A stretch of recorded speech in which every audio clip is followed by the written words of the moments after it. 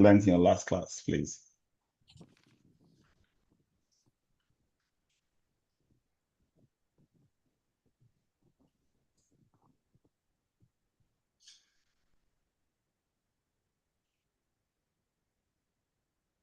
Kindly turn on your videos, please. That's a class rule. I'm sure we are familiar with this now.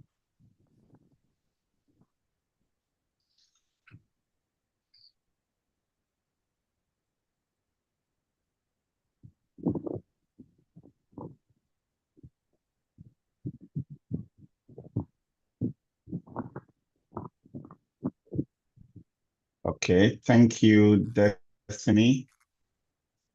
Thank you, Dr. Esther, for turning on your video. Mary, welcome. Thank you. Adeola, good.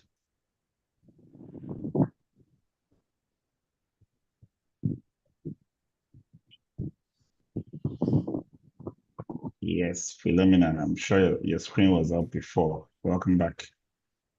Kayode, good evening. Yakno. Yes, sir. Thank you.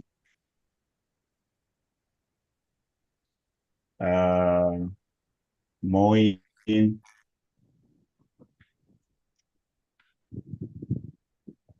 Oluwaseun Gift Timothy.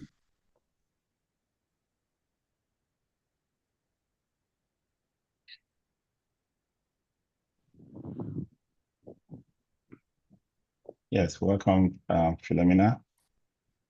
Moin, are you not in a place where you can turn on your video? Thank you, sir. I'm sorry, I'm still at work. I can't. Yes, that's why you should turn on your video. I know you have a wall behind you.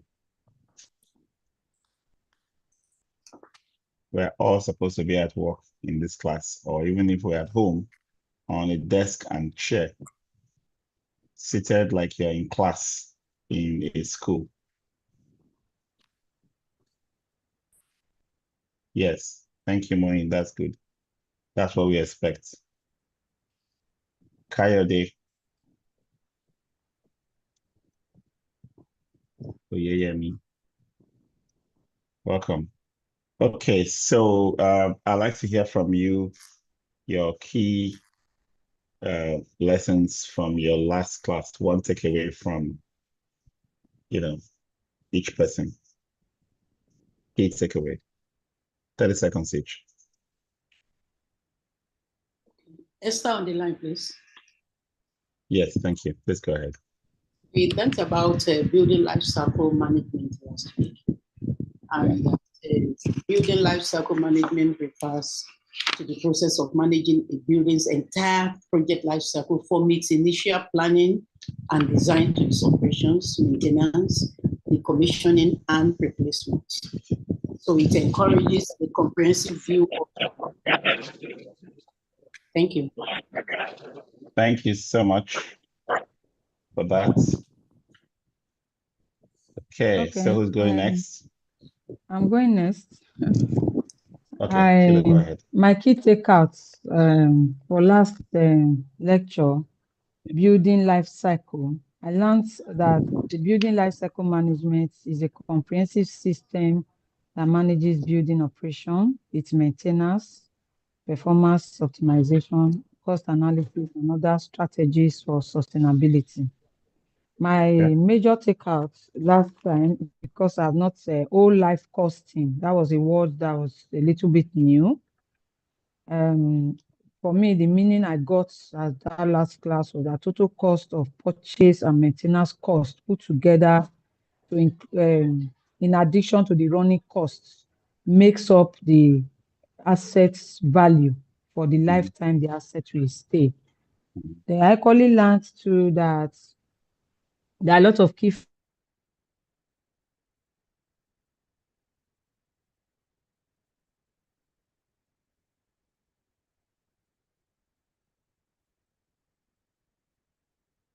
are still relevant, as in you get them as at when you want them.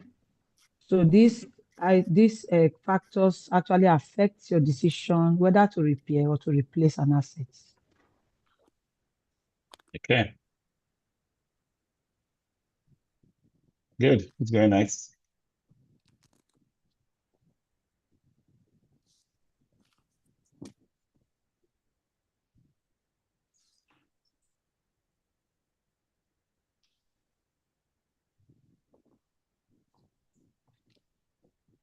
Yes.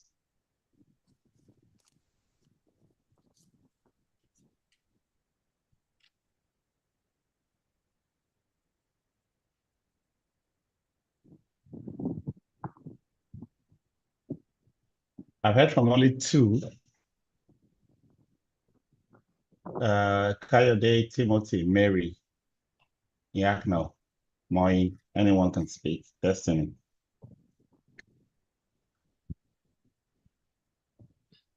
Okay. Good evening. Okay. Who is going? Shall I go? Yes, Yakno, go ahead. Okay. Actually, my understanding or my take home from the last class was that the building management life cycle starts from the planning and design to construction. That is from construction to operation and okay, not from construction to testing and handover, testing and commissioning to operation and maintenance, then upgrade, and last, I think the last phase is position. Then the benefit, that it really helps to for proper maintenance of building. You have actual idea of what the building is made of and how to maintain it. So those are the little things I had, although I was not in the class. You watched the video, right? Yeah, I watched the video. Fine. Thank you. Okay. There are still some very salient points I need brought out that I won't spare this class if you don't give it to me.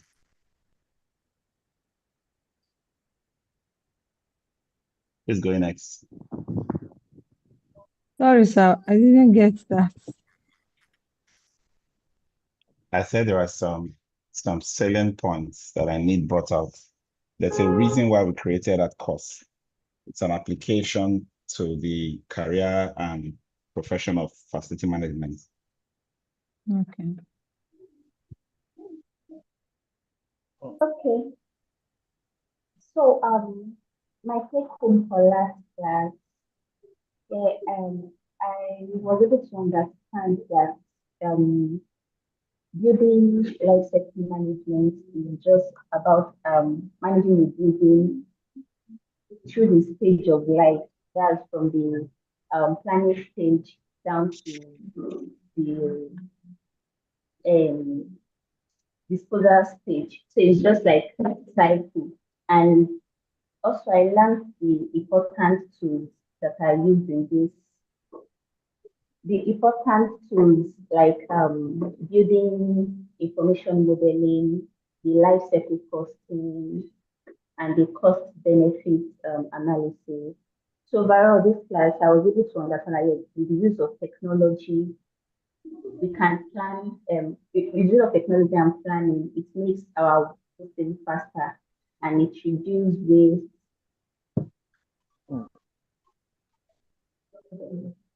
Okay. Thank you, Moyin, for that. So let me hear from Adiola. Adiola, go ahead. Your video is not on.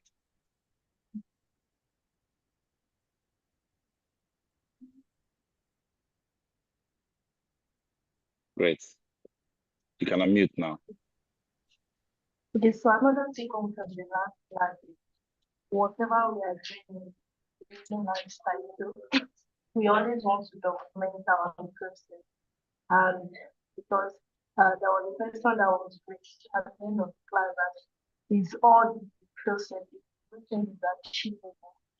So which we're able to agree that fine is achievable, but there are some challenges that might occur in the process. So either maybe there's not enough funds, or the challenge from the management in the management of the life cycle. But as the facility manager, we need to document all our processes, no matter what, because all these stages, or the documentation will help us. And also as a carry out the processes, probably from some the actions, the quotations need to be documented, and all this needs to be so that when there's any issues with them, we sorting out anything that Okay, thank you, Adela. That was good. Okay, why do we want facility managers to be fully abreast with the entire life cycle of a building? One key reason is that we don't want facility managers getting involved in the building only at the end, only after it has been built, right? And then if we have facility managers involved in the building cycle from planning, from concept planning, design, procurement, construction, what will the FM be doing there? What value does an FM add to the process of planning, design, construction before you get to commissioning and testing, and then handover, which the FM gets involved to start operations and maintenance? I need a response to this question. What value does the facility manager add to the process, the earlier stages of the life cycle? It's in your lesson. Okay, good evening, everyone. Good evening, Luashan. Sorry, just joining actually and getting settled. If I could deduce what you're trying to pass across here, actually, farm manager, sorry, facility manager needs to get involved from stage one of the building life cycle, because let me use the instance of you coming up with a structure, or let me say a building, and the essence of the facility manager to get abreast or get involved in all these processes is that, after the end of the building life cycle, it's now remains maintenance, and this is the aspect of the farm manager. So the farm manager the facility manager that is to take over the maintenance and the other processes of a building or a structure, and is not aware of the way maybe the plumbing aspect of the structure, the electrical aspect of the structure. He might not really know where and where to maintain, even after the building life cycle. And that's one reason so why. that's a very valid point. That's a very valid point, Luashan. Yes. Being aware, being able to have the background knowledge is key to the facility manager. Being able to manage the facility depends on how much you know. You cannot manage what you don't know. So thank you for that. Philomena. Okay. Another point I want to emphasize here is the aspect of documentation. It came out very strong that last class. That while during the construction stage and you are involved, you do a lot of documentation that will help you during the time of maintenance. And you get to know the construction vendors on sites. You build a relationship with them. Peradventure, you have an issue, especially with the O&M manuals, that will also help you know exactly what to do when such facility is developing any major problem. Fantastic. So, Philomena, well done for that. So let me stretch that a little bit. there are design drawings, there are contract documents, there are bills of quantities, and then all of these go into the construction. During construction, there are all kinds of variations. Those documents will get to be revised and re-updated to reflect the variations and changes that's happening during construction, right? If the FM is not there to capture those, you will end up with drawings and documentation that are different from what you have on ground. So beyond being aware that we talked about, the documentation includes those changes.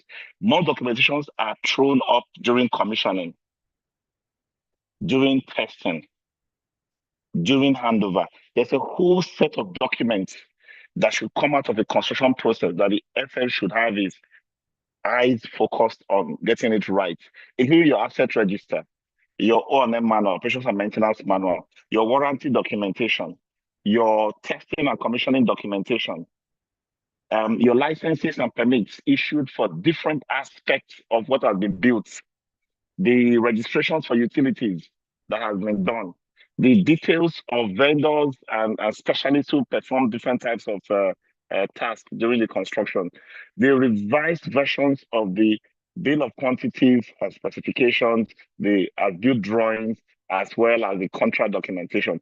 All the learning from incidents, the snags that were captured during the construction process and they were fixed or not fixed, whatever it is, a tracking of all of that is handed over to the FM. By the time you have participated effectively in this process, you have become a master of what you will be managing. Now, people keep saying things like, "Oh, those who were part of the construction, including the FM, should stay back and manage." I could be an FM consultant for a project. At the end of the construction, I may not stay to manage it, but I have documented enough information, including a training program for those who are going to manage it, that they know as much as those who were there from the beginning, and they can manage it without having any issues. So that's very important. But I see one more thing I want to bring out. What does the FM contribute to the planning stage?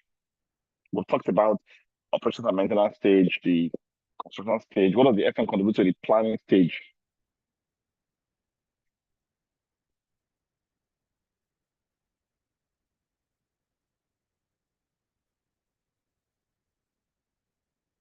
Anybody? Because I know all of you are angling to be in the construction project team, because that's what we are preaching in the industry. But when we put you there, you should know what you are doing there, not just sitting down there and looking at their faces.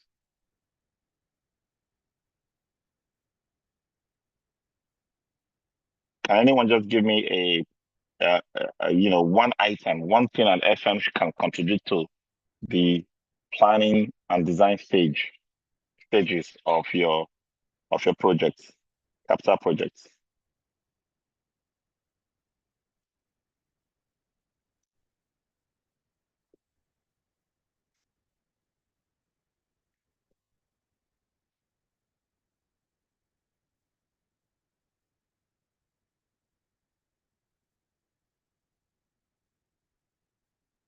I'll call names so because I need to hear whatever you are thinking. Whether it's right or wrong answer, I just need to hear it. I know nobody is here listening to me that is not thinking something. So I need to just hear that, whatever you're thinking, whether it's related to my question or not, pop it out. Timothy, come on screen and respond to my question.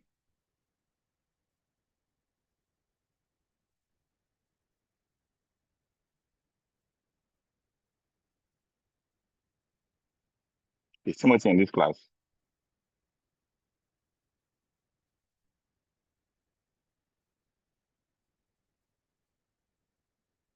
How about Rita? Rita, are you there?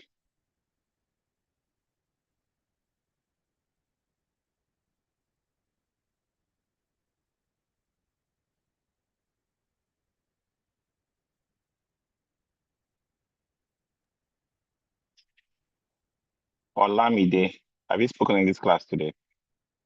Were you in the last class?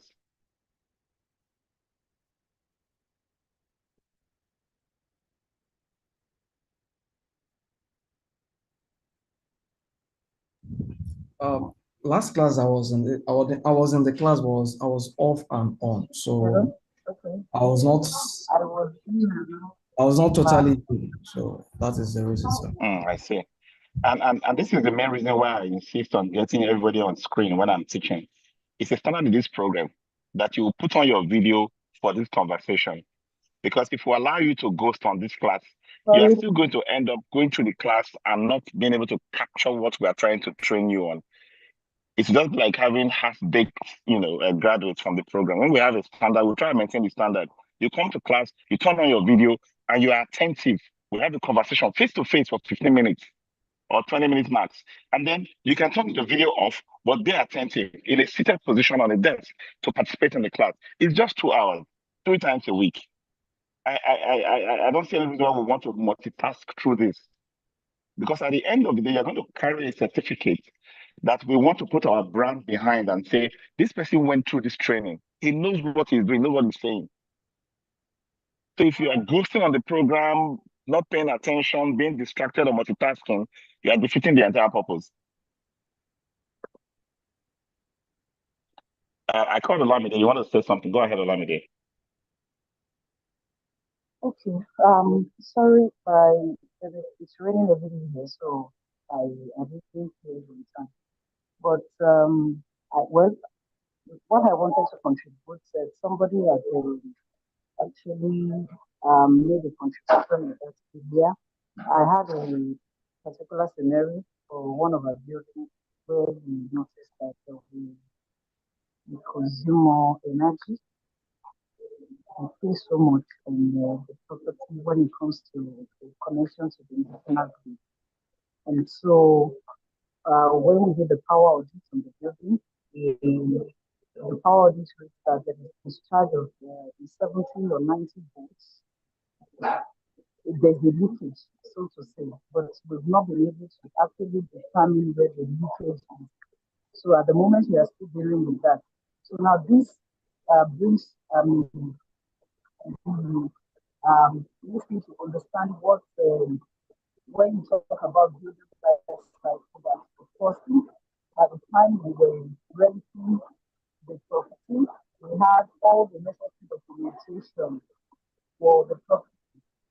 We will be able to trace out what the electrical drawings are, the mechanical drawings and all that. But because we don't have all of that, and so at the moment we can't even say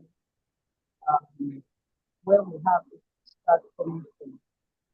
So it gives me another when you're referring to property and all the necessary that particular project. And it's touching the question on planning scheme.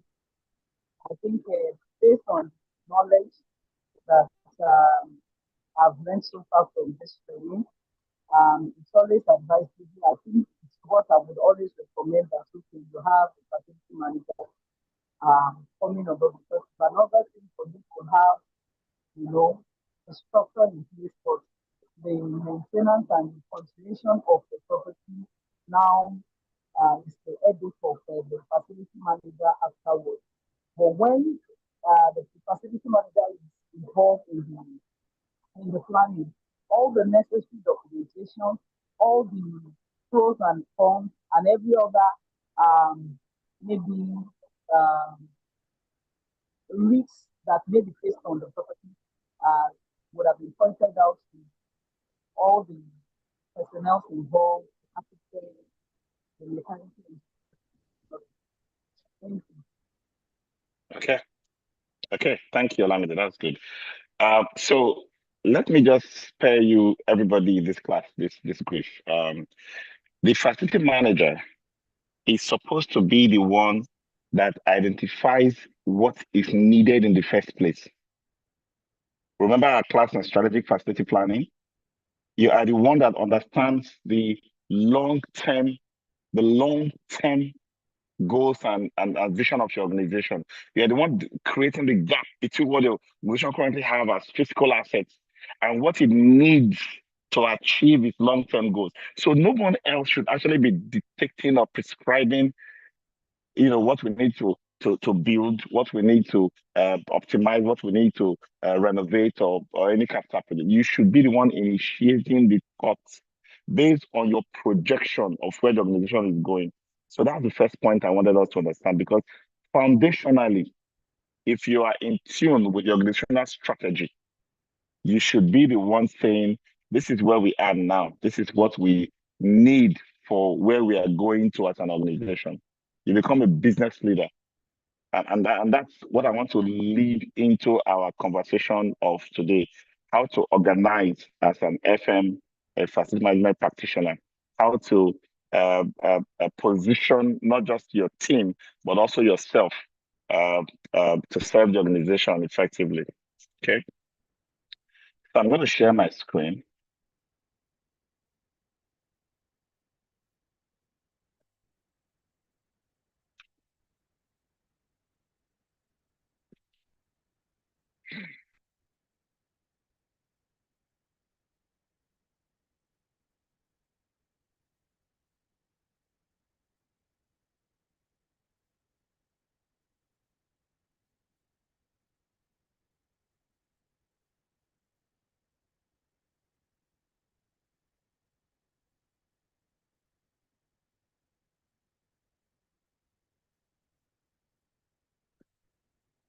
Okay, I believe you're seeing my screen now.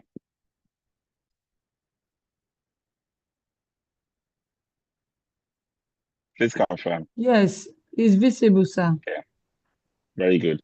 So in this course of facility management organization, we want to just help you understand the different models and structures you can deploy. Whether you are a facility management department within a demand organization, or you are a facility management company, being hired to come and provide facility management services to an organization, there's a way to organize resources and people to deliver the results that meets the needs of your customers. And that's what we want to be talking about. How do you evaluate the needs of the customers? How do you create a structure, an organizational structure that mirrors, understands the organization you are serving, and provides services effectively to the organization you are providing services for? And we're going to look at some outsourcing models in facility management. When you become a facility management contractor, what are the types of contracting models you will be exposed to? Total FM, integrated FM, and so on and so forth. What's driving this consolidation of services? There is a traditional approach to FM services where the owner is his own contractor. He calls him a plumber, he calls in an electrician, he calls in a air conditioning guy. He gives them different tasks. He, can organize that into service level agreement and have a bundled set of services awarded to them. At the end of the day, he's still the one doing FM, because there are two sides to FM. There is the service, which is done by the artisans and the service providers. And then there is the management. The management is done by facility managers. Our job as facility managers is to coordinate different services in providing the solution, the ambience, the spaces, the comfort, the utility our customers need. So we are managers. A facility manager is not a technician, is not a cleaner, is not a maintenance person, it's a master of all of these services, because when you are employed, whether as an individual or as a company to provide facility management services, you are there to provide an experience for the end user. Your focus is on the people who use the facility, and your aim is to provide an experience, a positive experience on how they use the facility, so that productivity is up, safety is up, security is up, convenience and comfort is up. All of those are your focus. And what do you need to provide that environment of comfort, convenience, safety, security, operational resilience, productivity, profitability to your clients or end users. You now go and assemble all of these service providers. And when you bring them on board, you can have, a model as an internal employee of the organization where you now have other employees under you to provide the services. We call that an internal or in-house delivery model. But if that arrangement is to contract out third parties, outsiders to provide the services, you call that outsourced service. So whether it's in-sourced or outsourced, you as the facility manager needs to understand the relationship that you are where you are in. You are standing between your users and your service providers. You are providing the management to get things done. So typically, FM operates within a structured hierarchy. For efficiency, there has to be. It doesn't really matter whether you want to run a flat organization, a hierarchical or long chain organization. Bottom line is that you have different units to pull together like a puzzle. All of this come together like a puzzle. So the cleaner who's cleaning a toilet is not only concerned about the toilet being clean, is concerned about helping you achieve an experience for the toilet user, which includes a clean toilet, a hygienic toilet, and a smell-free or odor-free toilet. But that cleaner cannot provide all this. No matter how well the cleaner cleans, the odors might be coming from some mechanical systems, which require a maintenance guy to fix, right? So you as the FM, you want to provide a toilet that gives that experience to the end user. You need to assemble this bits and pieces of service providers, whether in-house or outsourced. So that's why we call it a structure, right? Whether it's maintenance team, support staff, different types of services, it creates a structure.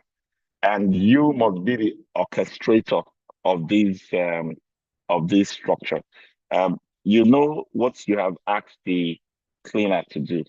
You know what you've asked the plumber to do. You know what you've asked the electrical technician to do. You know what you've asked the procurement admin guy to do. You know what you've asked the handyman to do. You know what you've asked the receptionist to do. Now, each of them knows what they should do, and you have the bigger picture. You're not only supposed to understand the bigger picture, but also explain to everyone in the team what that bigger picture is, so that they all see it as a puzzle, with their role being a piece of that puzzle, such that if I am in my position and the next body that should be on my side is not there, I should not only feel that, oh yes, I've done my bit, I'm in my position. I should know there's a gap, there's a problem, because the customer will not get the experience we are trying to sell if that person is not in his own position. So there's a sense of accountability. I know what I should do, and I know what the next person should do. So that creates a sense of less duplication. It's not as if we're going to bump our head trying to do the same thing. Each person's time is being used judiciously. Smooth coordination between departments and stakeholders. And then this creates a picture of compliance, of care, duty of care. There's this sense of belonging for everyone, because we all see ourselves as putting in an effort that brings about a greater good, a unified greater good, where the sum of the parts, right, is greater than each of the parts. The sum itself, the unified result, is multiplied compared to what was brought in as input from all the various components. So now what I'm going to discuss next about how to the departments you can create in your department, or the sub-departments, or the subdivisions, or the types of roles that you can come up with. It's really not cast in stone. Okay, so don't create a position until it is absolutely necessary. That's the way I run my business, and that's what I recommend for every team lead, manager, entrepreneur. You create roles, you create divisions based on the opportunities and the volume of work that those opportunities bring. So you don't just say, oh, take for example, I have engineering team, software, UI, UX, design, front end, back end, database experts. There are so many positions I can easily just say, oh, for me to do this, create this output, I need to have these 6 positions. I can't afford them.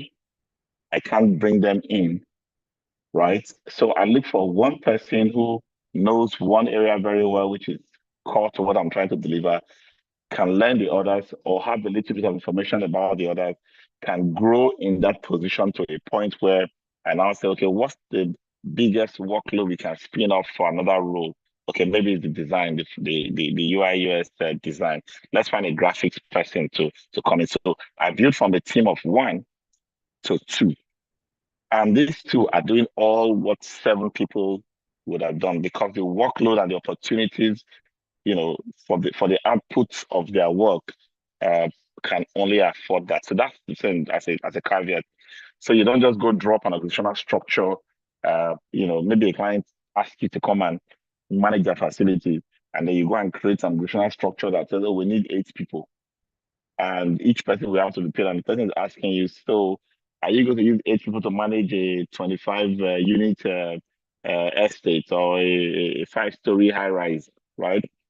It can become a bit of confusion if you don't know the scale at which to bring in decentralization or spread of responsibilities. So look at what I'm describing more as the duties. So for now, as the sole operator in your organization or your facility, you are the one-man show. You are the one-man riot squad. You are the one that is saddled with everything that is here. So you are learning it, and you are embracing all of this as a generalist. With time, your workload expands, you get promoted, you need to employ 2 people to work under you. You now know how to break up work. You now know how to develop job descriptions that decentralize this and create roles for others to work. And then that's how your hierarchy, as you rise up in the organization or in your departments, increases. So let's talk about the key units and their functions. Operations and maintenance. These are the people that do the day-to-day operations and the maintenance of your facilities, right? This is more like your bread and butter as a facility manager: preventive maintenance, corrective repairs, inspections. But let me do something quick. Try to differentiate between operations and maintenance. I've talked about this to many facility managers, even very experienced people, and they find it difficult to differentiate between operations and maintenance. Okay, so let me drop that quickly. Operations is all we do to use the facility. So if a facility is a bank, for example, all I do to use the facility is operations. I open the doors, operation item 1. I clean the place, operation item 2. I arrange and order the furniture, operation item 3. I turn on cooling, operation item 4. I turn on light, 5. I ensure that all the equipment, the furniture are all in good shape. Inspections, operation item 5. All of these are all operations. The use of a space or utility and asset, that is the operation. So all that we see on a day-to-day basis as we are running our facilities is operation. Security guys that stand at the door, open goods for you, close it. The HSC guy that comes to check the first aid box and all of that, they're all doing operations. People who will be inspecting and auditing and clicking checklists and all that, they are all doing operations. So what then is maintenance? Maintenance are those activities you carry out behind the scenes to make sure that operations can run. Maintenance are the things I do behind the scenes to enable operations. Operations is my goal. That's what the customer sees and what he does. That's how he engages. But I'm carrying out maintenance to ensure that operations can move seamlessly. So maintenance can then be regularly scheduled things that I must do, tuning of things, oiling, greasing, changing of certain filters and certain parts to prevent a breakdown. I want to ensure that operations can keep working without having any hitch. So I keep doing those things behind the side. Preventive maintenance. Maintenance also includes the things I do to restore operations. So operations, and then boom, disruption, something breaks. Maintenance sweeps in, fix it, operations continues.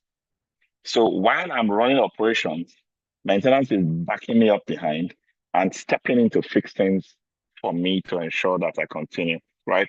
So I could have one team in charge of both operations and maintenance. I could have this decentralized and have operations team separate from maintenance. Somebody in security, for example, will always be an operations person, not a maintenance person, a receptionist, a handyman, a messenger, a cleaning crew. They're all in operations. They are never in maintenance. That's what they do. They make sure that you are comfortable and you can be productive and you can use the space well. So if I had maintenance crews, they could be behind the scenes, they could be, they could be somewhere just ensuring that things are running. If I put this in a very simple generator use, for example, generators turn on, check the diesel level, check the oil level, check the filter, do this, do that, and record, blah, blah, blah. They're all operations. But the routine maintenance and the breakdown maintenance and fixes are done by maintenance, right? So I could have someone who doesn't know how to fix generator operating it. Like in some sites, you have a security guard. He knows what to check. He knows what to write the numbers. He knows what to start the thing. He knows how to fill the diesel. A security guard can be trained properly and be a generator operator. But he will not be the maintenance person. That is a reserved job for another person. So that's what operations and maintenance. And then we go into capital project. Capital project. So the things you do on a routine basis, day to day, we call them operational activities. Most of your maintenance are under operational activities in terms of routine activities.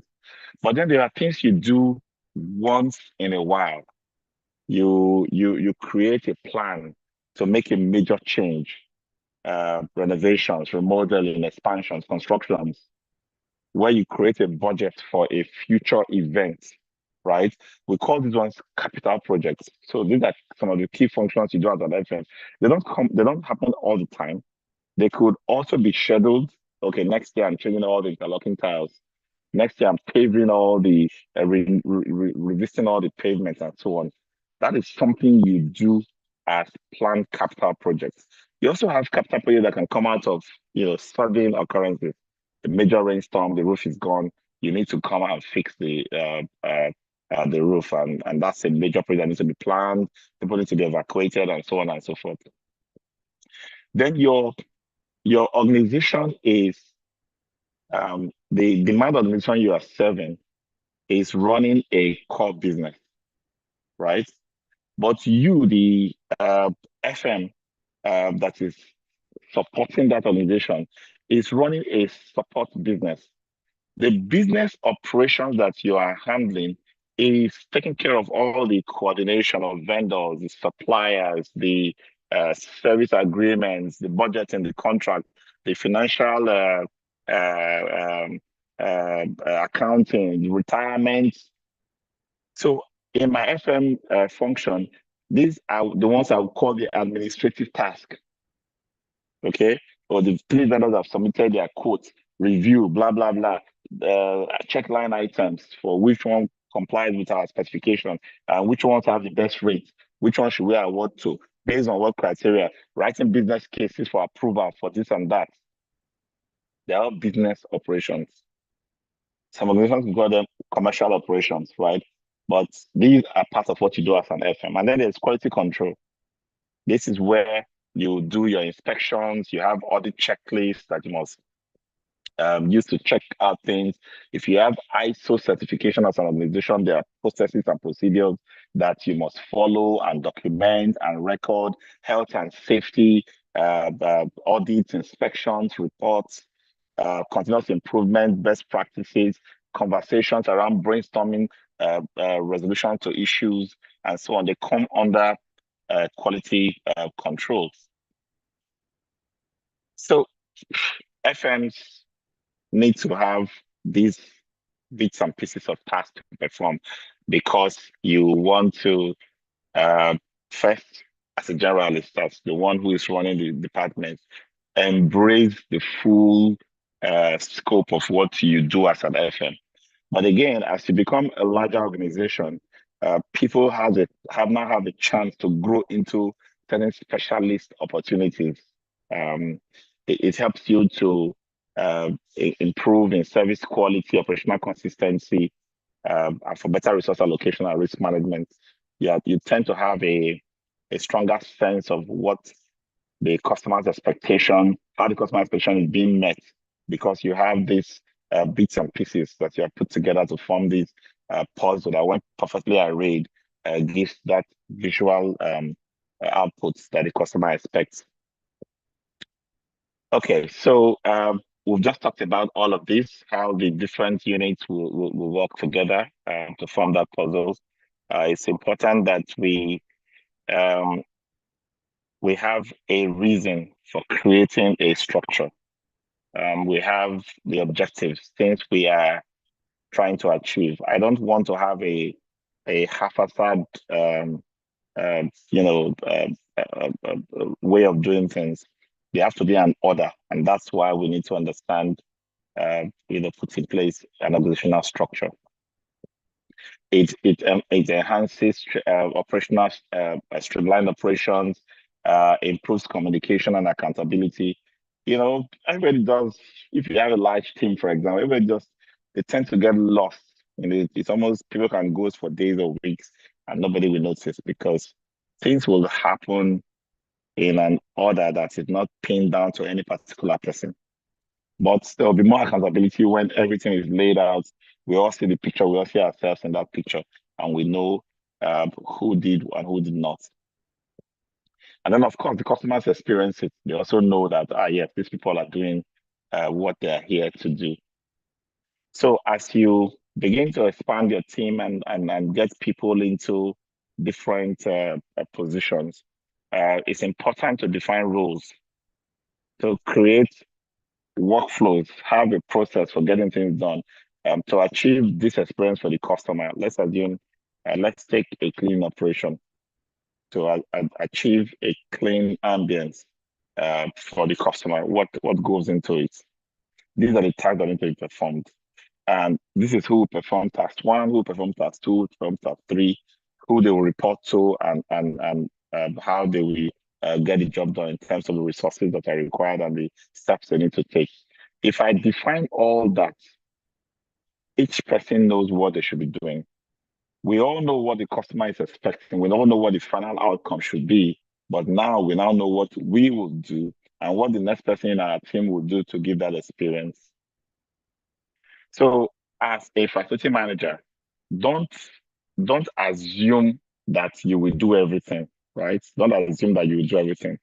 Always know where you belong in the structure. Whether you designed it or it was designed and handed over to you by management, know where you belong. Know what circle of influence or control you have in that structure. And once you give people under you assignments or tasks to perform, also know how to delegate the appropriate accountability levels to the individuals you've assigned to perform different roles. At the end of the day, you must be ultimately accountable for what everybody in your team does. So they all report back, and then you can now see what the picture looks like after everyone has done what they should be doing. So typically as an FM, you probably will start as an operational staff, somebody who does the day-to-day grind, the cleaning, the maintenance task.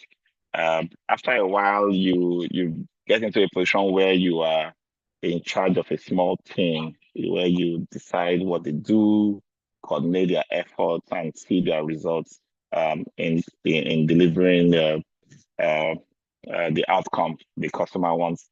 As a supervisor or team lead, you are still one piece. So take cleaning, take maintenance, take operations, all of those things we talked about.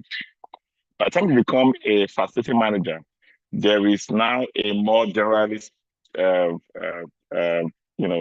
layout in terms of your job prospect. The kind of things you do is now more generalist. It's now more. And then you now have to exercise leadership across teams. You now have to be able to be more strategic in sharing visions, in sharing assignments, delivering results and all that. By the time you move from there and you become very strategic, what then happens is that you are brought into the business. So this is what happens typically as an FM in your career. You are working as a support function for most of your career. And many people retire as that support function, right? And that's that level that gets to that facility manager. Now, but if your strategic reasoning and positioning and the analysis and the kind of credibility that you earn from integrity and competence that shows that you are now an expert in what the business needs, even though you are still in facility management, you'll be brought into top management. You will now be part of those taking the decisions on how the organization is going. All this while you were understanding, you were tapping into information at the top, right? But you were not part of the decision makers. Because you were able to tap into information from the top very well, you'll be able to analyze and create solutions that help achieve what those at that C-suite are, bringing down. You have now been given a seat on the table. All this while in your career, you have only been in the menu, not on the table. In the menu is where decisions have been taken about you, and those decisions are handed out down to you to implement. That is actually a test. Your ability to understand what's happening in the minds of those on the table while you are on the menu, in the menu, is what is the test. You're being able to understand what when they had a meeting and they say, we are moving in this direction, we should achieve this, we should achieve that. Now that achievement and things they're talking about is in the core business. So a bottling plant will say, we're going to have a new line, we're going to employ 40 more staff, we're going to have supplies coming in from Ghana and from Tanzania to augment a new product line that we're going to be producing and so on. It's coming from those on the table. You are supposed to ensure that you can interpret it, you can see far ahead and proactively provide the enabling environment for them to achieve those things as they're handing it out. So you are not waiting for them to say, it's time, go and do this. No. You are saying in 3 years' time, in 2 years' time, in 5 years' time, based on what they are planning now, what's coming out of the strategic planning of the organization, this is where the mission is going. And as such, I must ensure that we have a crutch at this time. I must ensure that we have a digitized facility management operations with smart metering, with sustainability credits from energy savings and so on to boost our reputation. We must have this type of employees attracted. So we must have the kind of ambience that this kind of people who will help us achieve these results can like to work in. That's what you are doing. You are taking what they are planning and you are trying to analyze and be ahead of creating solutions that will help the mission achieve them. If you do that well, then you are invited to the table from the menu. You are now going to be one of the decision makers. You're no longer going to be the one receiving what has been decided. This is the point where you are not going to be told, we are buying a new head office building in some place. After the renovation, we'll give you the keys to go and no. You will be the one saying in the next 3 years, this is where we've agreed to be. this is the kind of building we need to have. This is what will fit our reputation. These are the kind of workers we are hoping to have based on what I'm hearing the HRO say. This is the kind of ambience we're supposed to have within the facility. That's the kind of force that moves you to the table as a facility manager. Okay, so the kind of roles you create. So let me just finish expanding on this multiple levels. Going from operational to tactical to strategic. If you look at this particular model that I have on the screen, you will see that at the operational level, the resources, the people, and the systems are much. But the performance, the cost, efficiency, performance are the least. That's why you see the triangle is inverted. It's a narrow tail. But at the strategic level, at the top, you have few people. Resources and systems are lean, are few. Decision makers are there. The quality of those decisions and actions that come from strategic level brings about larger than life or larger than proportion performance and cost efficiencies. So in essence, you as a facility manager, what do you aim for? Do you want to stay at the shop floor and be counting, always accounting for diesel liters and tissue and soap in the store and supplies and petty purchases? You want to move from that day-to-day grind of rosters and who came to work, who came on time. You want to move to a level where you should be able to create a whole budget for next year.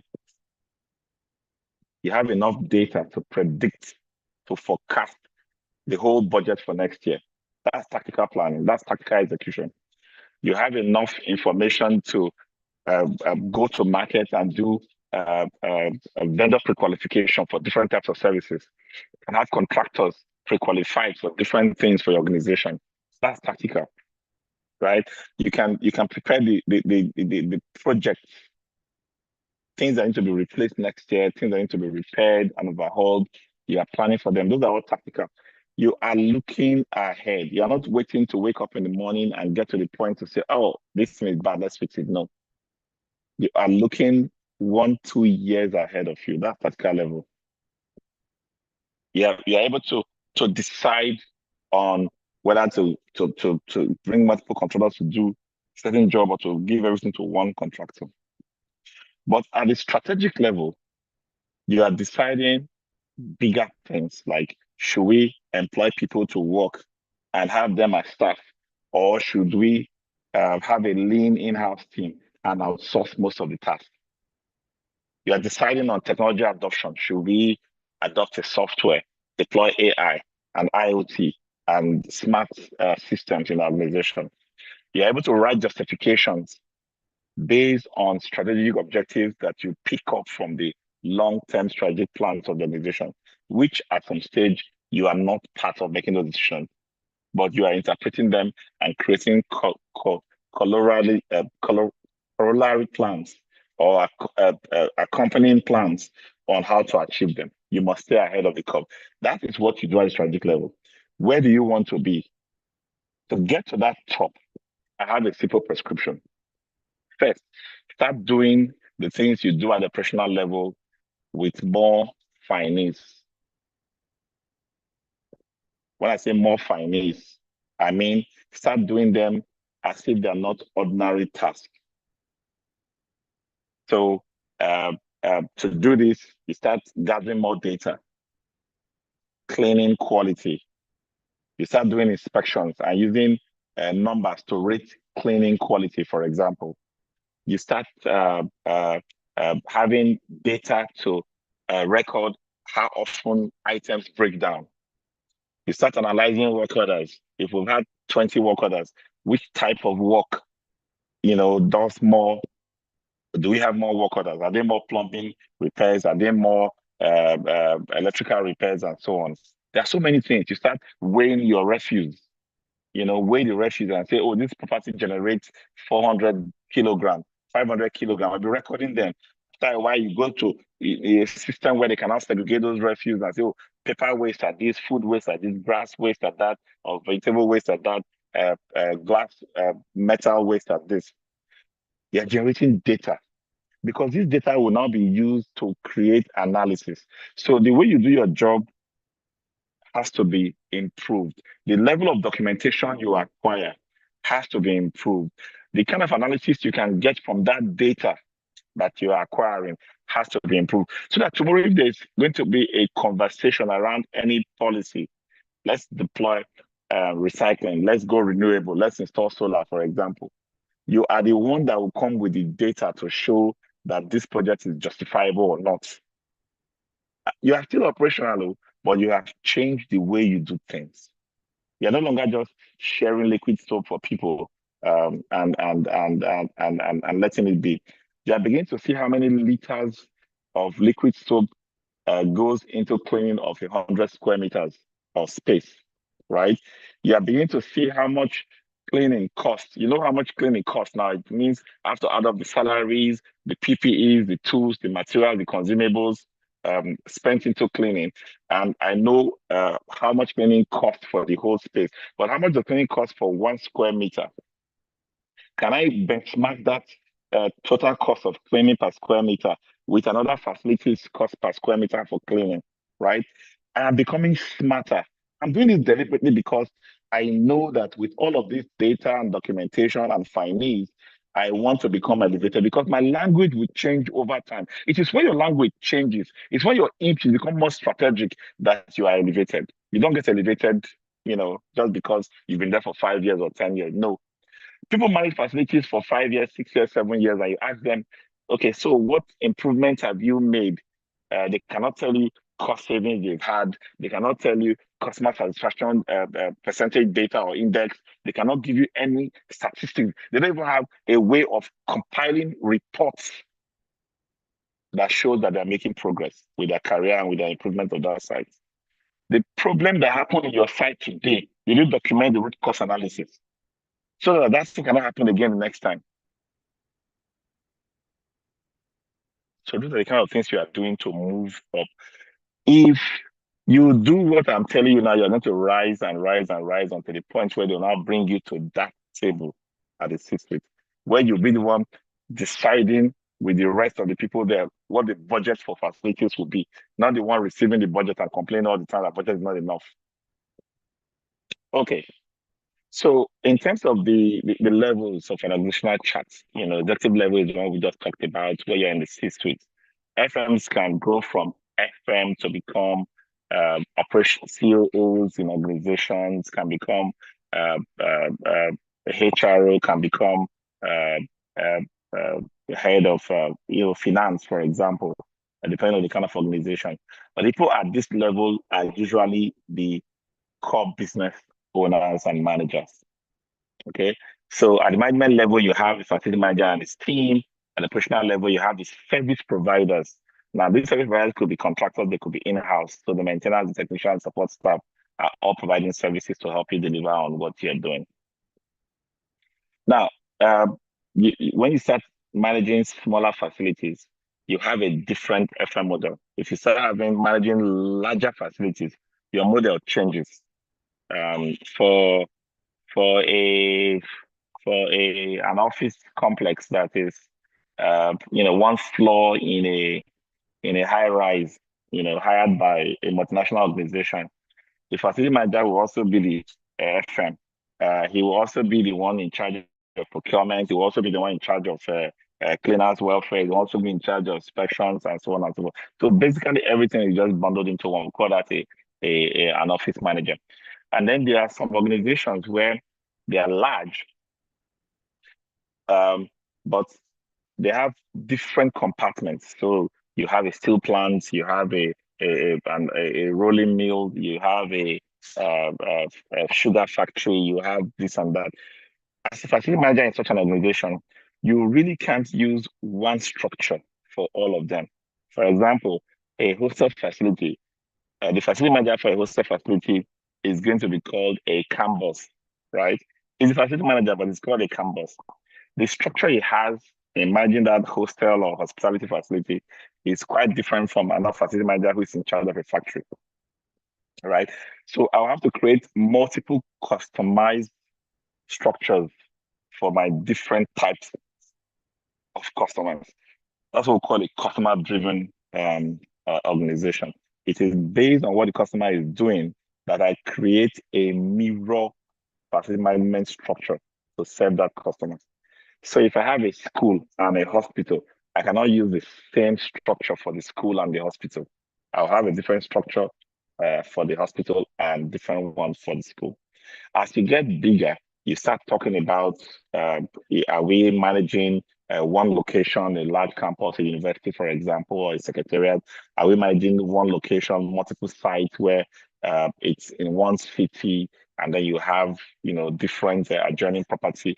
Are we talking about multiple locations, region or division led, or even multinational, where you have properties across West Africa? You are the regional facility manager for West Africa, and so on. You will now see that the way you create structures will be different. So there's no one size fits all in creating structure. But the background to all of this is, as facility manager, you must know your organization, and you must know you must have certain basic information to be able to create the right structure. The business requirements, for example. What are the business drivers, the needs, the constraints, the planned business changes, the expense reduction, footprint reduction targets, IT plans, different technology plans for the organization. Those are the direction. Those are the things that defines what the direction the organization is going. And I want to make sure I am abreast with that. Then I must know the property belonging to the organization. Which ones are owned, which ones are we rented or live? Where are they? How many square meters? How many floors? Where are they located, and so on and so forth? I must have those information. So if I ask you, facility manager, how many square meters do you manage right now? Will you be able to tell me how many square meters? Many of us are managing just one building, and we still don't know how many square meters. So ask you how many people sit in those buildings. Can you tell me? I must know the services that I'm providing now for the various departments that are using my facility. I must be familiar with the service level expectations of each of them. I must know the cost of providing the services. And that's what I was talking about, trying to elevate yourself. You must begin to look at, cost per square meter, cost per person. How many liters of water is consumed per day, for example. So if I have 50 people in the building, how many liters will be consumed? If I have 200 people in the building, how many liters will be consumed? Same thing with energy and so on and so forth. And then I look at the KPIs, customer satisfaction index, work order, backlog clearing, different types of key performance indicators, mean time between failures. There are so many kind of data that I need to keep my finger on if I want to improve and satisfy my customers. And if there are other issues, compliance issues, union issues, community issues, I need to be abreast of them. These are necessary for me to say I understand my organization and I know how to set up structures for managing facilities. Okay, so I'm going to give us a 5-minute break. I'll be right back. I want you to please in the group that we have a bit of a break. I'll be right back. Okay, thank you.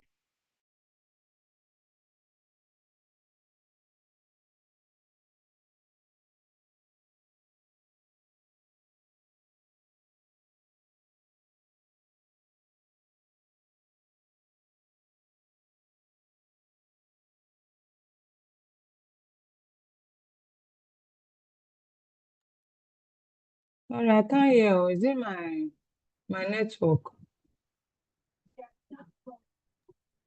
No, Yes, ma. 5 minutes. It's giving us 5 minutes break.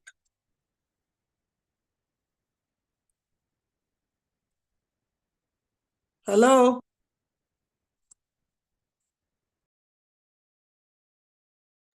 Hello, I heard you. Thank you. My network is wavering, yeah.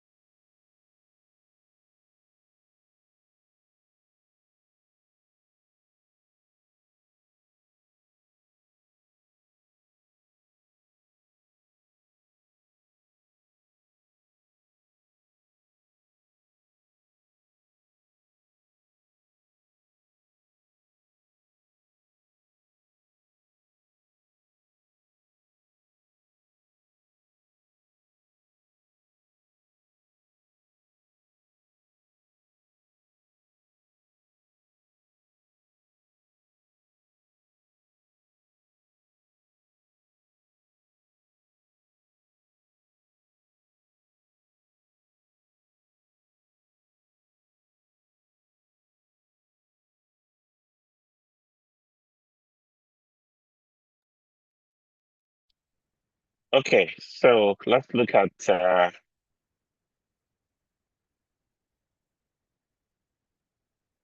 for this particular module. I'll just ask you to read through them. Just some positions. Typically, you have lead facility manager. Depends on how vast the operations are, what they do for each role.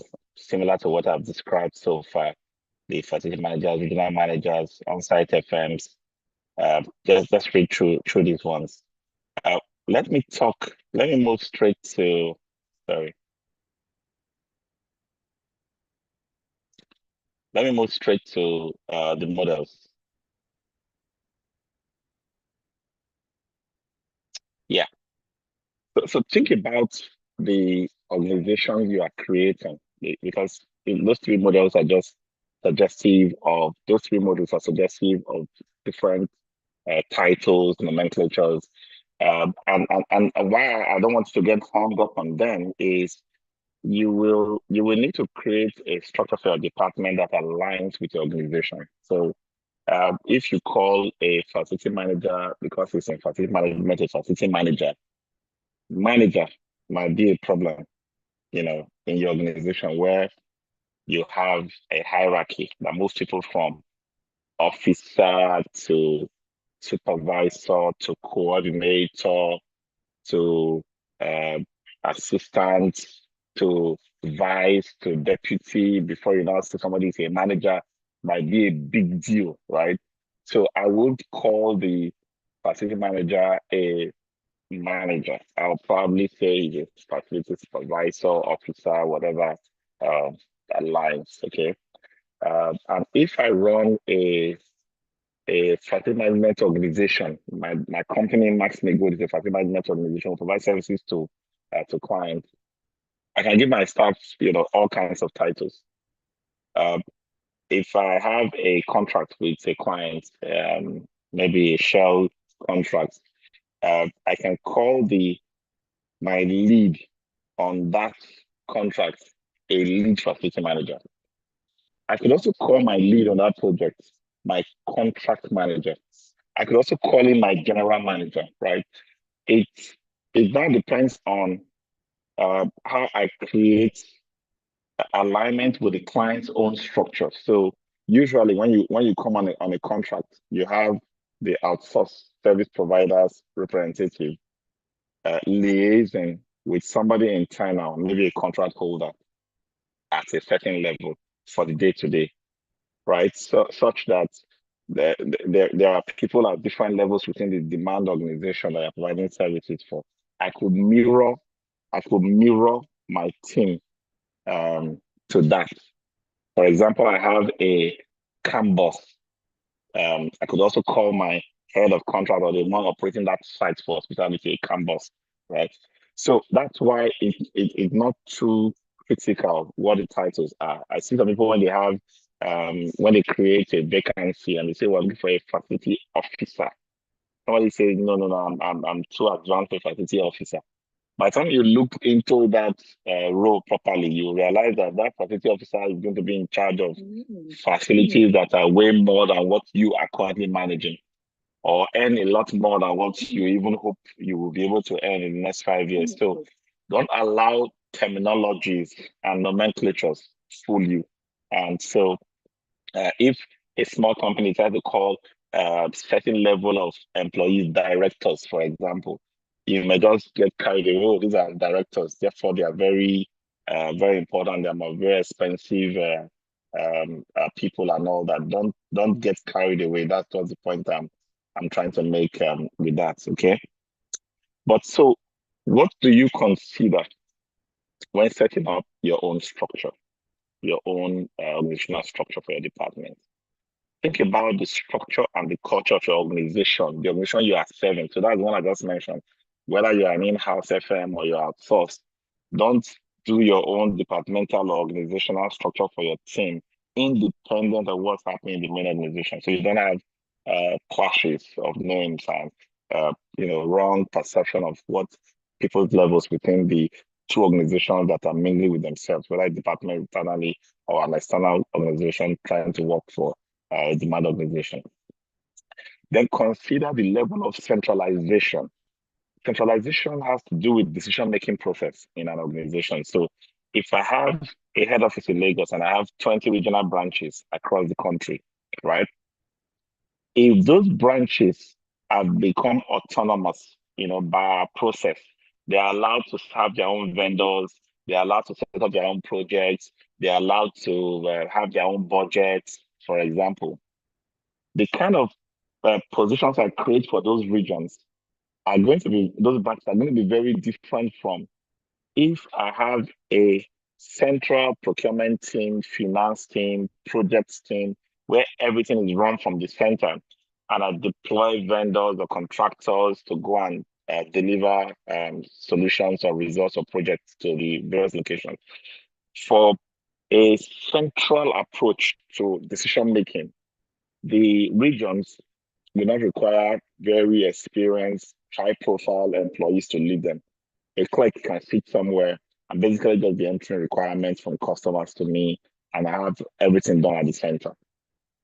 But if I've delegated such powers to that region, for example, and they come up with their project, they come up with their budget, they get approval from board, and so on and so forth, I've given them so much power, I'm not decentralized. There's no way I can put an ordinary clerk or a messenger to run that region. I'll have somebody in the assistant director, assistant general manager, that kind of position, run that region, because it now requires a lot of responsibility to take those decisions. I also need to consider, what I call the conundrum of chain versus span. The chain of command is the vertical hierarchy in the organization, from the top, the next position, to the bottom. How long is that chain depends on how many, who reports to who gets to the top, right? That's the chain of command. The span of control refers to every position, how many people reports to one position. So how many on the horizontal level reports to a position. So if I have a supervisor, how many officers report to a supervisor? That becomes the span of control of that supervisor, right?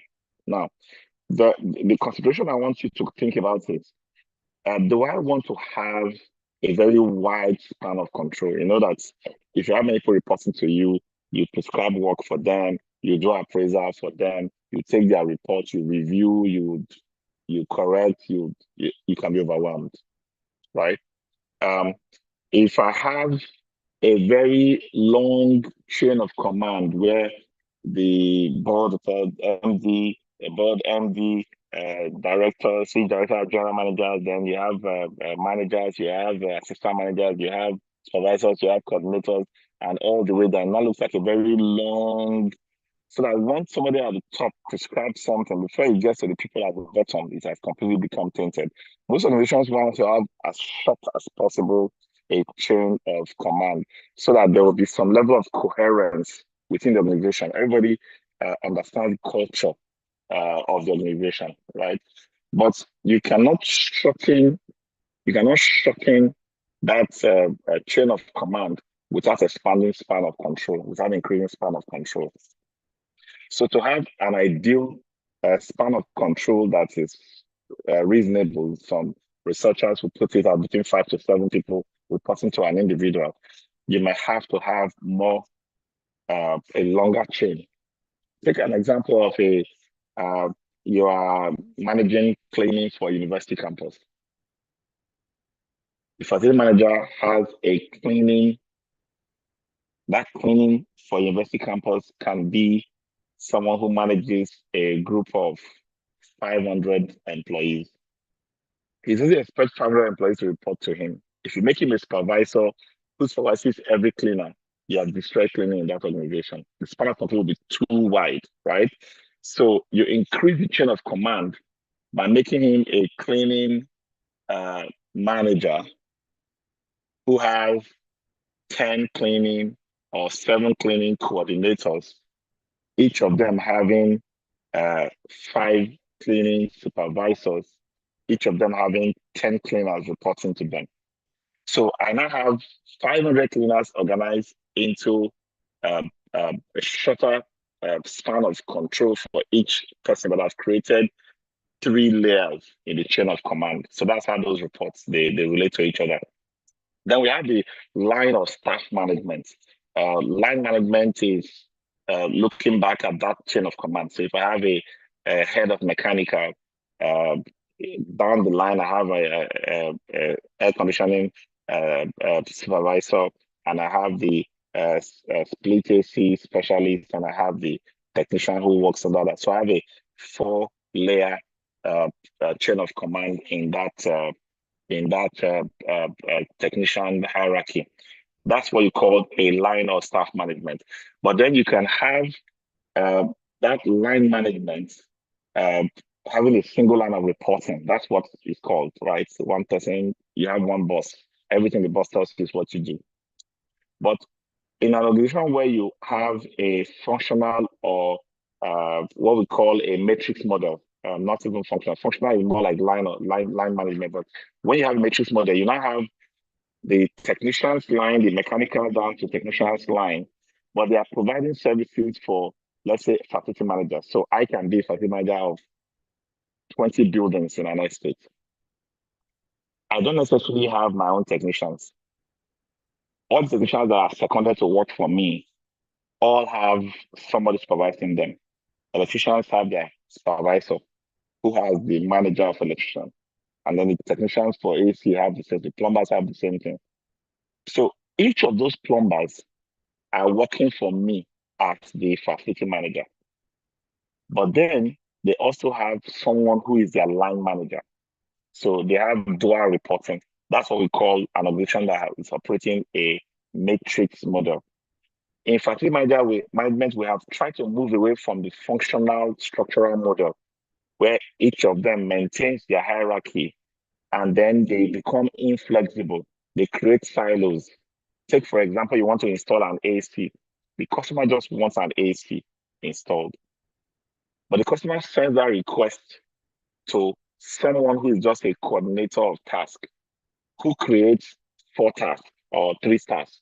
One task for the civil guy to go and drill the hole, one task for the electrical guy to go and run the line and put in the socket, one task for the mechanical guy to come and install the AC, right?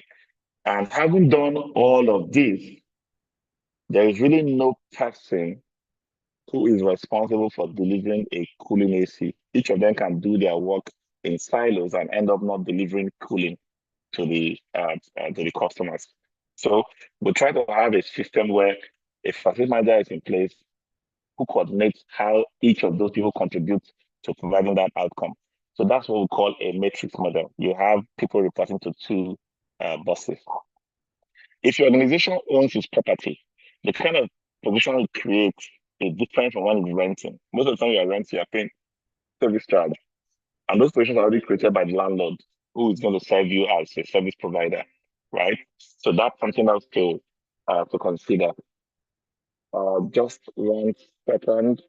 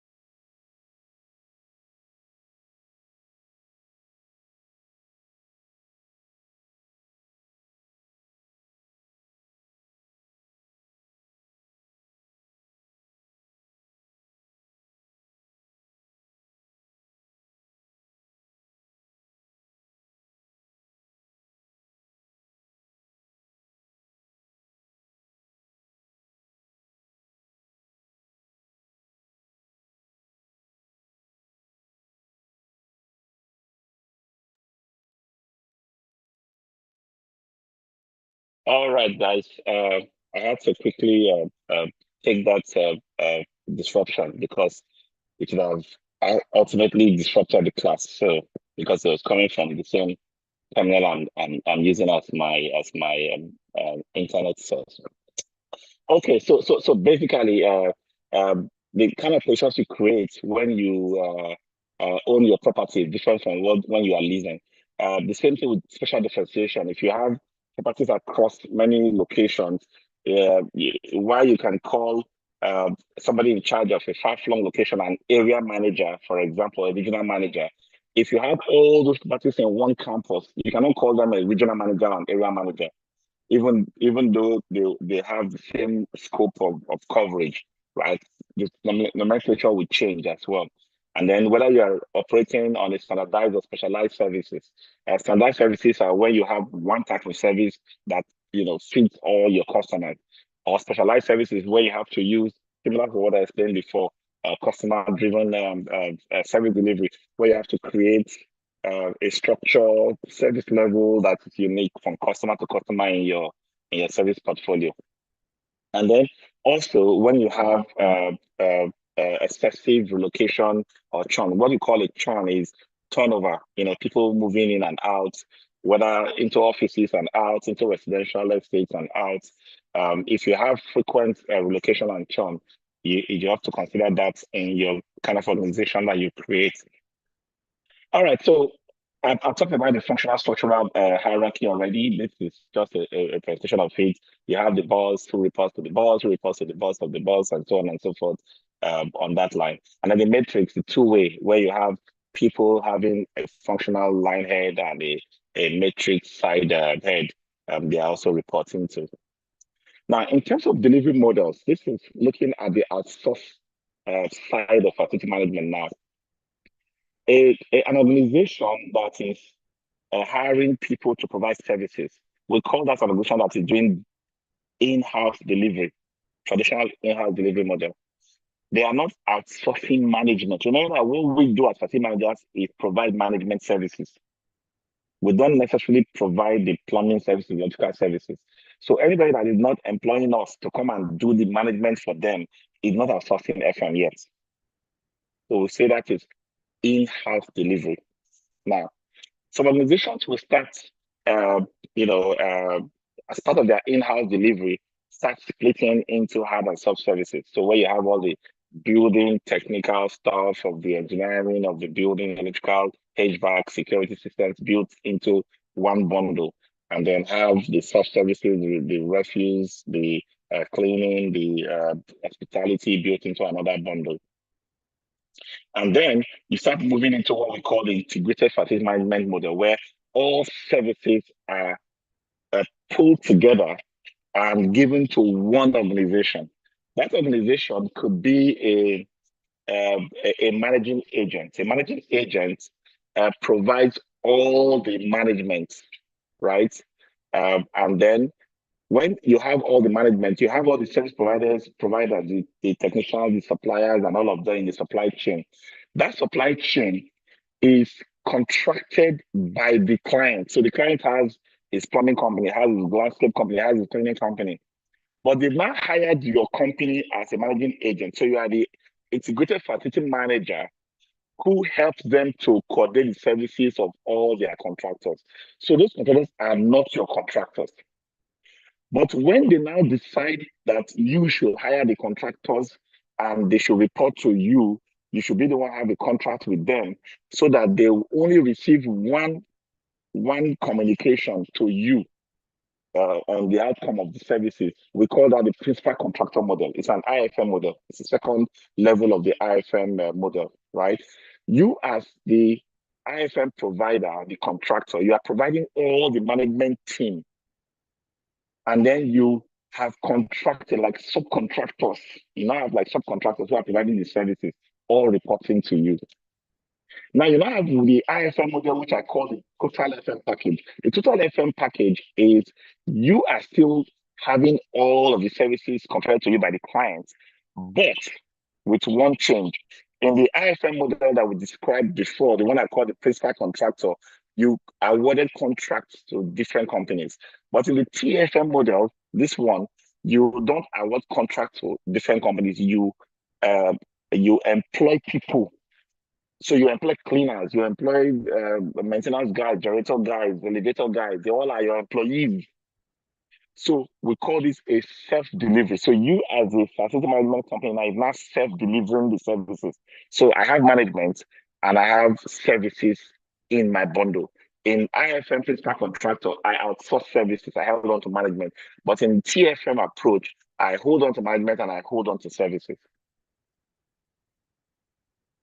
So what's making companies, give out IFM contracts? Why is it becoming prevalent? Why is it now common that companies are beginning to move away from that traditional approach of managing their facility themselves, giving different contracts to different people, to a system where they are now beginning to think about how to outsource, just give it all the way to one contractor. Let them be the one to deal with everything. Cost is a big issue. Okay. The core business, the bank, an insurance company, manufacturing plant, this is not their core. So the expertise for to get the competitive pricing can be a problem. Because the fact that they cannot have advantage, bulk purchasing advantage, like the FM company is providing service across clients, can negotiate for better rates, can employ people at cheaper rates, for example. So cost is a big issue. And then when it comes to people, a core business into banking or into manufacturing or into hospitality or into healthcare, for example, they are only focused on how to attract talents in that industry, train the talents, appraise those talents, and so on and so forth. So FM is like a distraction for them. If they have to now, have core managers who have to manage facility managers, that would be a bit of a stretch, some struggle. But even at that, they don't have the kind of workforce they can be proud of, because they will focus more on those who are in the core, and then they will ignore the facilities team and then blame them for not performing well. And then customer satisfaction is also improved when you outsource, service delivery, quality response.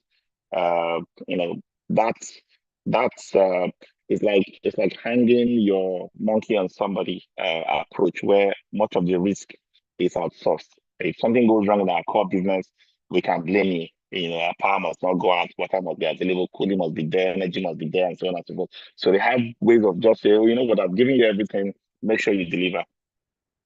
And then again, in terms of the services that are provided, service providers tend to be more experts, more versed, even in processes. If I'm developing processes for hospital flows or developing processes for manufacturing flows, I will not use that same expertise to be trying to create processes for support services and FM. So that's one of the main reasons. And so if we outsource, we want to have everything done right by the experts who know how to do it, who are doing it for others in our industry and elsewhere. But you cannot outsource blindly. Many people just call us as FM companies and say, come and look at my building and then give us a quote. There's so much blindness in the way we are doing outsourcing these days. There's supposed to be a basic startup information. So if you are the internal FM and you want to outsource your facility management services to any company, there are simple things you must have in place. You must have historical data. You must have the service providers you currently work with, types of contract you have in place, financial data of how much you spend, utility bills, energy consumption and water consumption details, site information, as build drawings, maintenance records of how things are broken down, how repairs have been done, the different parts that have been replaced, key contacts, incident reports. You prepare a background of information that you can use to inform the prospective vendor. So they have a clue. Sometimes we go into negotiation and we are not really negotiating properly because we we don't know what risk we are going to be encountering in that project. We tend to dig in on a price because there's darkness in some areas regarding what we are negotiating. For some, they've fallen, completely prey. They've allowed negotiation to go on, agree on certain rates, move to site, and then boom, boom, boom, reputation damage. Their failure established, right? Because there's not a mismatch between what's expected versus what's being paid, and you cannot really go and borrow money and dump in for them to get the service done. So in that sense, you must prepare. And even at the point of awarding contract, I've been part of some contracts where they'll just say all the internal staff that were working for us, contractor come and take them over. They're no longer our staff, they're not your staff. And that removes a lot of perks, a lot of privileges and benefits from those employees. In fact, in one of the contracts, they've said, pay them, this is money we set aside for their perks and benefits for the next 2 years. After that 2 years, decide to run them according to how the contract is priced. Because the contract is really price tight. But as we're disengaging them, we'll give you a little bit of an allowance to transition them to the open world, right? So that's, I see that as more humane, but some organizations will just yank them off from the contract is signed. They'll just say, anybody the contract takes is in, anybody the contract does not take, you're out. You create a lot of saboteurs within the system, people who are not, prepared to accept the change, not properly trained, not properly oriented on the strategy can become a big challenge. So let's be conscious of how this transition takes place. And then sometimes too, there are so many hidden costs to how we currently run our facilities. When we not outsource to an FM company, we not expect magic. We say, oh, I'm paying you 500 million to provide that. Before now, I was spending maybe less than that. But that less than that did not factor so many things that are built into your processes that employees benefit from, that you have yanked off as you are awarding this contract. And you did not factor in many things that are not direct to service delivery that are perks for the employees. So you will see it as if the contractor is now being paid more than you were spending on FM. And so when you don't perform to expectation, you begin to say, oh, this is not a profitable approach to manage our facilities. That can become a problem in itself. Okay. So based on that, I would say think about facility management organization as a continuous coordination effort. I don't believe in having a rigid structure. If my customers' needs changes, the scope of my services changes, I come back to my team and I move things around. I change people's titles, move some up, move some sideways, and then launch again. So I must respond to my customers. I must also respond to the industry. Certain things are happening in the industry that can lead to structural changes. Technology adoption, software introduction can lead me to re-strategize. I can win more contracts. As I'm winning more contracts, my organization is getting bigger, right? Some people are managing one site, but they are also holding a position in management within my organization. I have to find another title for such a person. So in a way, there must be that level of fluidity, but understanding all of these factors will help you to create structure that's both nimble and effective for your team. So that's our lesson. And your assessment. Questions? Let's come back on screen and talk about what questions you have for this class.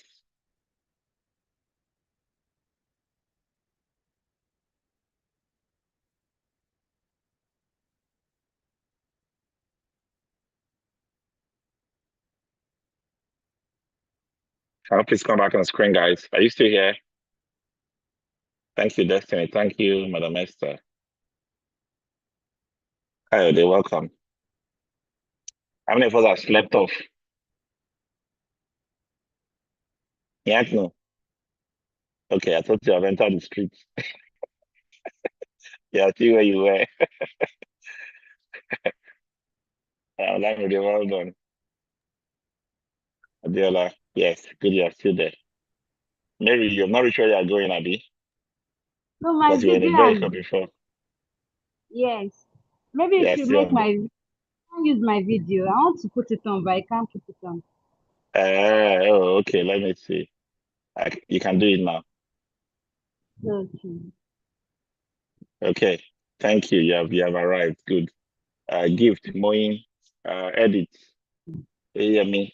I'm on track. I'm sure I it's can't use my, Moin has hit the road. Okay, no wahala. All right, so questions and takeaways for this session. Thank you very much, sir. I think your topic today is well detailed and well explained. Actually, I'm managing an organization like that, and I think what you really said that really helped me today is the operation side. You were able to explain the difference between the operation and the maintenance, because sometimes I always, I am coming from a field which I have, we're moving, like we diversify into, facility maintenance. We are coming from the safety angle. So because we always have the operation running, so we have an operation manager, which runs all the operation things, go here, get this here. So, but today you made me to understand that operation is different from maintenance. Maintenance. However, another thing I always get confused with is, and I think I was able to get, but I didn't get it correctly. You said capital project manager. Mhm. Yes, but I don't want to use the word capital now because you're talking about renovation and every other things. Yes. Where I'm coming from, are you getting me? Sometimes most of my team, they go to offshore. Are you getting me? Like, let me give an instance whereby they are going to do fire extinguishing. Are you getting me? Revalidate and services of fire extinguishing. And when you go, I have a project manager. Okay, we have a project to handle. Okay, let's know what we are going to spend and the cost and everything over there. Are you getting me? So, because I see it as a project, I don't see it as a facility. Operations. Whereas, yes, I see it as Yeah. you are going there Project. to do a project. Are you getting me? So I tag that person as The project manager. as a project manager. Now, Yes. in the other side, where we have the building and every other thing, I have a facility manager. When they're going to those offices, like other offices, if they ask them to come and do, okay, come and check Bob, we have an SLA with them. He goes there, he interacts with the Yes. company. I don't do all those things. Why my project manager? So the question I just want to ask now, because you put capital project manager. Project manager, yeah. Are you getting me? Not a project manager. So I want to ask, is there any difference between a project, because that's the way I structure the organization. Yeah.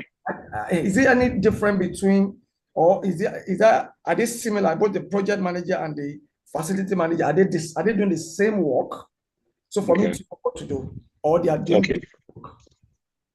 Okay, good question. So if you're an in-house FM, you are doing either operations and maintenance or capital projects. Okay. The difference between those two is very straightforward. One is routine, operations and maintenance. Capital project is not routine. They happen once in a while. So if I'm building a new wing, I'm building that new wing, that's capital project. Okay. Now that capital project versus operations and maintenance is a way to break down an internal FM department. What you are describing is a service provider who comes to serve clients. In the client you are serving, you will have two types of managers within them. You have those that are in charge of operations and maintenance. You have those that are in charge of capital projects among those clients. So those in charge of capital projects are the ones doing major renovations, painting, bringing new blocks and all of that. If you, as a contractor, is coming to serve any of the two, you might be coming to serve the one that is capital project, maybe as a contractor who is going to build a new gatehouse, right? Or you are coming to serve the operations and maintenance arm of that client organization to overhaul a generator, for example, which is not a capital project by the classification, or to service fumigation, fire extinguisher, like what you gave as an example, right? You packaging that fire extinguisher task as a project is using project management skills to execute an operational activity. Because fire extinguisher services is a routine activity that happens at certain intervals, we cannot classify it as projects, right? But because the team that will go and execute that, they will have to get a PO, they have to get permit to work, they have to get travel, they have to get budget. So you use project management skills, you have to create a schedule, you have to get resource planning for the people that are going to go. You call them a project manager or project management team, right? That is using project management skill, right, to deploy an operations activity for a client. But looking at it from the client side, that is not a project for them. Coming to service fire extinguisher is not a project for the clients.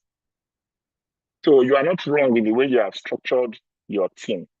Okay, you are not wrong. Because that same team, if they have enough activities that take them out to go and do one thing or the other every now and then, you can leave them as a project team. But if they're also the ones that will take care of the routine things because the projects don't come very often, you cannot even call them project team members because they have a lot of activity, one-off activities that comes up every now and then that take them out of base to go and do something. You call them a project team. It is right the way you have organized them. It's not wrong at all. But the structure that separates operations from projects is from the demand organization side, not from the service provider side. Thank you, sir. You're welcome.